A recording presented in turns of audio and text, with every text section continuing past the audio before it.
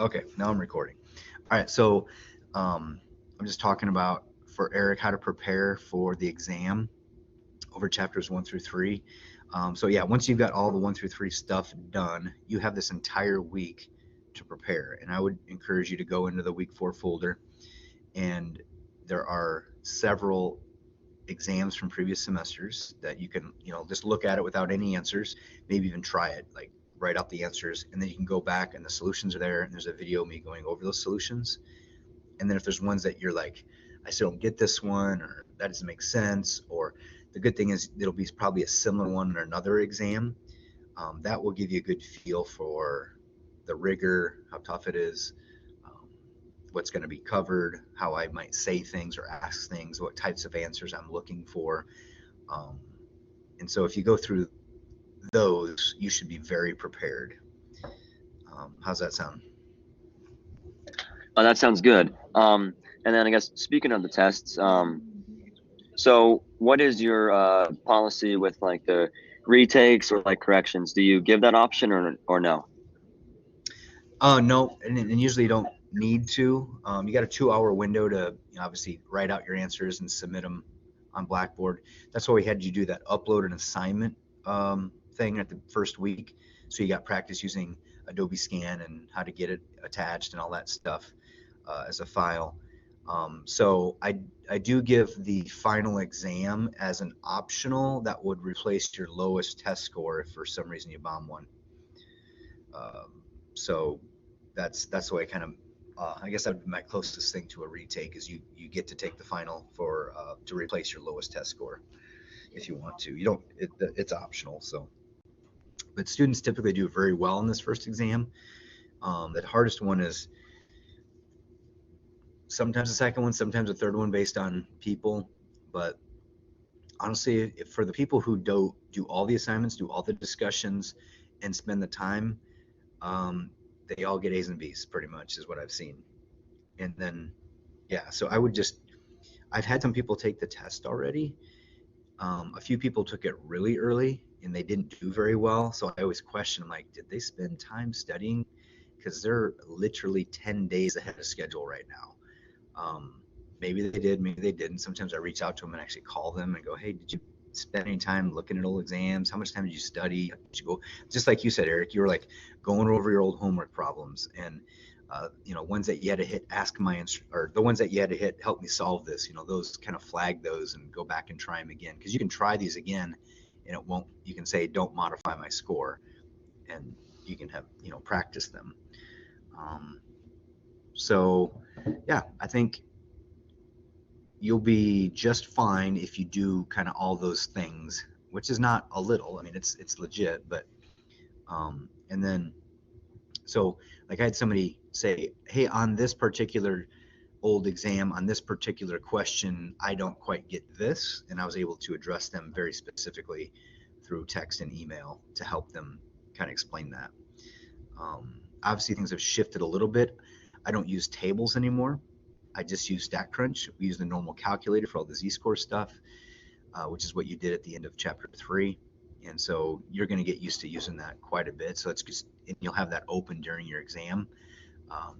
And it's open note, open book. So I just ask that you take it individually, and you should do well. Okay, I guess that's all I needed to hear and know. So I will be studying for that test then. All right. And then, like I said, if you want to, like, let's say you're going to, when are you thinking about taking it? Monday, Tuesday, Friday? What are you thinking? I would probably be taking it either Sunday or Monday. Okay, cool. Well, if you're going through, if there's specific ones, I'd be glad to address those. If you want me to do a follow-up thing like this, I can actually step through some of those tests with you. But sometimes it doesn't do me a lot of, like, I could step through a whole exam right now with you, but I would maybe actually make it worse for you because that would sabotage all those questions to see how you do on them. But I'm willing to do that as well. Okay. Yeah, I mean, if I have any troubles looking over your tests and going over homework assignments, I'll be sure to reach out to you. So, Cool. Well, I appreciate you being here. I know it doesn't work for everybody, but honestly, the rest of the students will. I'm going to post this recording, and a lot of people will be curious, like how exactly what you're asking. So thank you. Thank you for taking time out of your day to answer those questions for me. Oh yeah, anytime, anytime. All right, Florence, how's it going? Everything is good. My question is same as Jason, so but I'm still gonna ask anyway, so I can get my Sure. own answer. Yeah. Okay, so it's about the exam. The first thing is about the project. So yesterday, cause I listened to the videos, and so I didn't like you sent me a message that I didn't answer some of the questions. So I had to go back and read the video so I can be able to understand how to reply. So I'm gonna Is send those into there is that for on the the project. discussion board you're talking? Yeah, yeah. I did Okay, some of cool. those, Yeah. but I didn't complete it. But I'm gonna Yeah, complete that's it fine. today. Yeah. So the exam. So if we do the practice exam, does the exam look similar as the practice exam? Because I Yes. I'm a kind of person that get confused when okay, if I study like mastering or I study something, and when the professor brings something totally different, I get so confused and don't do well. So No, you'll be pleasantly satisfied when you see the actual exam, how close it is to these other exams you've been taking. Yeah, you'll it's not very different. So yeah, okay. that's I hear those horror stories sometimes that um, you do all these things, you do this homework, you do these discussions, you even look at some uh, test prep stuff, and then you get to the real exam and it's different. I hear Yeah. that happen, but this is not that will not be the case. Yeah. you're gonna That's you're that's the gonna thing. feel very prepared. Then I get so confused and I just don't do well. Like, cause I'm like have a like a phobia when it comes to exam and Well, stuff. So you are not alone, Florence. So what I would suggest is actually trying to simulate it. So when you really do take it, you've already practiced it once. So if I was you, I would just give myself a 2-hour timer. I would open up one of those exams and just see how you do, and then whatever you get is great. Whatever you don't, to study on. You can look at the answers, watch my video over it, and then I can follow up with those individually as well, if there's ones you're still not quite getting, yeah, thank you so and much. we can do that multiple times. I'm gonna print out the practice exam and I'm gonna Cool. go over them Nice. today and That's tomorrow. I'll spend Yep. the entire That's day the going only thing over you them. have to do this whole week is just get ready for that and take it. So if you put that time in, you're gonna do great. All right. Okay, Thank you very so good. much, That's sir. Oh yeah, you bet. I This understand the question, and I try to align what we're doing in the class with the assessments as best I can. yeah. This class mean a lot to me because I need to take it to go to the next level and I'm Oh yeah. suck at math, but I really want to do better and improve. So Yep. I'll put it, No, I'll that's put it, that's great. Well, I'm I'll here put to it. help you. So if you're, you got my cell phone number too, email. So if you're like, hey, I'm taking the 2018 exam, problem 5. I got this. I don't know how you got that. Can you explain it to me? I would be glad to do stuff like that. Thank you so much, sir. Thank you. I Yeah. really appreciate your help. Oh, you bet. And if you want to do like a more targeted office hour before you take the exam next week, like on Monday or Tuesday, that would be great too. Yeah. Like, you're like, oh, I've got these 5 or 6 questions. It'd be great for him just to help me explain them live, or maybe Mm-hmm. go over this certain exam with me. I would be glad to do that. Yes. Thank you. I'm gonna print You them bet. out today, and I will look at them, and anything else, I will get back to you. But I'm Yeah, gonna print very good. for exam today and look over them. That's great. Yeah, I think you'll feel very comfortable after doing a few of those. Thank you. Thank you. You bet. Well, I'm looking forward to hearing from you again. Yeah. Have a good day, sir. You too. Great talking to you, Florence. All right, Jason, how we doing? Did you find one to work on? Yeah, I'm at the measures of variation. Yeah. Or which section are you on there? It should be 3-2. Section 3.2, you said? Yeah. All right, let me pull it up here. Do you know what problem number it is? 3.2? It's the first question. Okay, 3.2, for question 1. All right. Yeah. I'm gonna share my screen back and let's go through it. How's that sound? Oh, okay. All right. I don't want. All right, share application screen. Okay. Let's do that.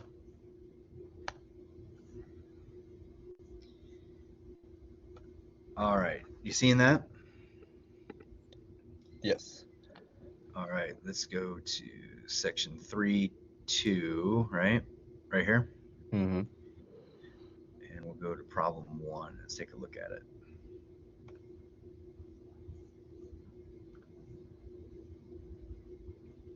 All right. It says the brain volumes in cubic centimeters of 50 brains vary from a low of 932 cubic centimeters to a high of 1,482 cubic centimeters. Use the range rule of thumb to estimate the standard deviation and compare the result to the exact deviation of 177.5, assuming that the estimate is accurate within 15 cubic centimeters. So this range rule of thumb. So here's what I'm gonna do. I'm gonna show you how to a hack on this. So let's say you get to this. You're like, what's this range rule of thumb thing, right? So Mm-hmm. what I would do is just instantly just go get more help. And if you want, you could hit the textbook and it should pop up that section. Hopefully, we'll see if it's linked properly. We're gonna find out real quick. And let's see here, it's chugging. There it is. And so that would jump you into the textbook that you could look it up, okay? And you can go through that. Another way would be to do this. You know what? Hit view an example. And it just gives you it right there. Yeah, So that's some roughly stuff that I've been doing for some of the assignments, and it's helped a little That's great. Yeah, that's awesome. Just keep doing that. So pretty much you just take the range divided by 4, and that's the standard deviation. So for this one, you just take the high number minus the low number and divide it by 4. So if we take 14, is that 1482 minus 932? How much is that? Is that 450? Or is that 550? Yeah. 550. 50, 550. 550. So now take 550 divided by 4, and what do you get?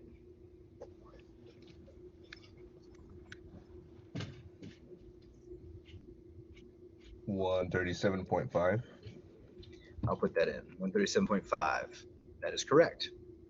Oh shoot! I And it was says putting compare it that to the actual standard deviation. So the range rule of thumb, that means if we don't have the raw data, we just know the highest and the lowest. And we're using this range rule of thumb to guess what the standard deviation is. The standard deviation is like a ruler that measures like the average spread of the data. Our range rule of thumb gave us 137.5. The actual standard deviation is 177.5, which tells me the actual data is a lot more spread out. There's not a lot of data in the middle, is what that tells me. But you know how you put 137.5? When I did that, it told me mine Yeah. was wrong. You might have different numbers than I do. You probably do. I use the numbers on my problem here, so you might have different ones because it's algorithmic. Everybody's got a different question. What's your two numbers up here on your question? Mine's 932 and 1482. I didn't notice that till Yeah. now. So So mine's you'll have a slightly different one. 1498. Shoot.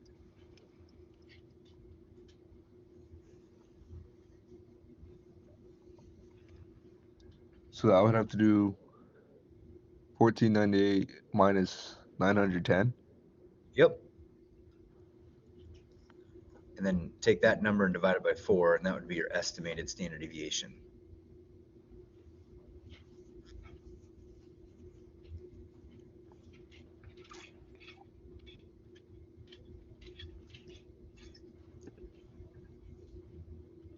So obviously in this example, this one's much different. It says the approximation is not accurate because the difference is greater than 15. So essentially that's it.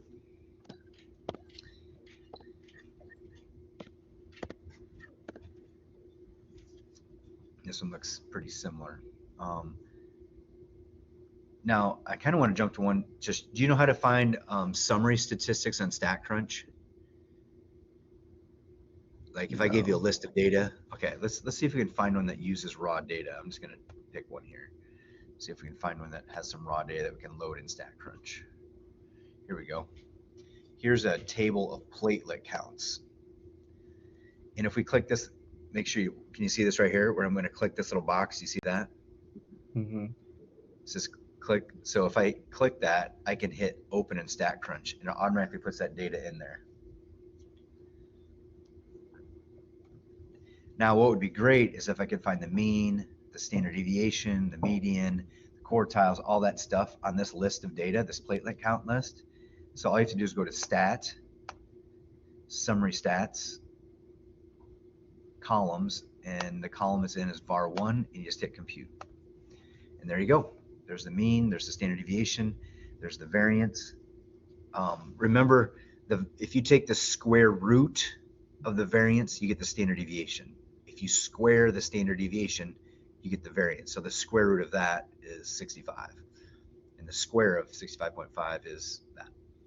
And then there's the median, the range, min, max, and the quartiles. So this is the tool you'll use to get all that data, and what you'll even use in your discussions, you'll use this tool. All right. Cool? Mm-hmm. We can even do a histogram with this data. Watch this. We'll go to graph, histogram, var1, hit compute, boom. It shows us what the distribution of the platelet counts look like. So like if you saw this, it looks like it's unimodal, skewed to the right, and it looks like we've got a few, I would say, crazy high numbers here. We'd probably call those outliers that are much different than the normal platelet counts, really high. Pretty cool? Yep. All right. Does that help you get started a little bit with that? Yeah. All right. So I think, how many hours a week you've been putting in so far, do you think? Right now, about 3 hours. 6. Right now, about 9. For about 9 hours a week? Yeah. Okay. That should be more than enough. I did talk to another student today that was putting in an insane amount of hours. She's getting like 100%, but I kind of explained to her, like, you might have to get a little more efficient. She was trying to like read every word of the page, go over every single video, go through every single PowerPoint, and then step through every online homework problem many times. And I'm like, that's great if you got time, but you shouldn't be spending more than, I'd say 8 to 10 hours a week on this class. So you're right in there. But if you are spending 8 to 10 hours, you should have everything done easily. Okay. Some people are getting it done in probably 4 to 6 hours a week. So the good thing is I would just get caught up, get your discussions, get everything caught up. And once you've done that, then start your test review and take it on Tuesday. So then you will be completely caught up with the course at that point. Yeah, I've been just doing this a lot at work. So yeah, that's why I have so many hours into it. Well, I know, and thank you for emailing me and stuff. If you want a little like quicker exchange, shoot me a text. Like I was replying back, and I'm like, oh, you probably can't check your email for who knows until done working or whatever. So, I'm willing to interact with that way too. All right. Yep. The text would sound better. Yeah, go ahead and do that. You can even you can even shoot me screenshots of what you're working on StatCrunch or on my Stat Lab too. Okay. Cool. Yep. All right, I think you're in a good spot to keep going here. What do you think? Wait, so can you go back to that first question that you're talking about? Sure. Because when I did the 140.98 minus 910 divided by 4, I still didn't get that answer right. Did you are you using a regular calculator? Yes. Okay.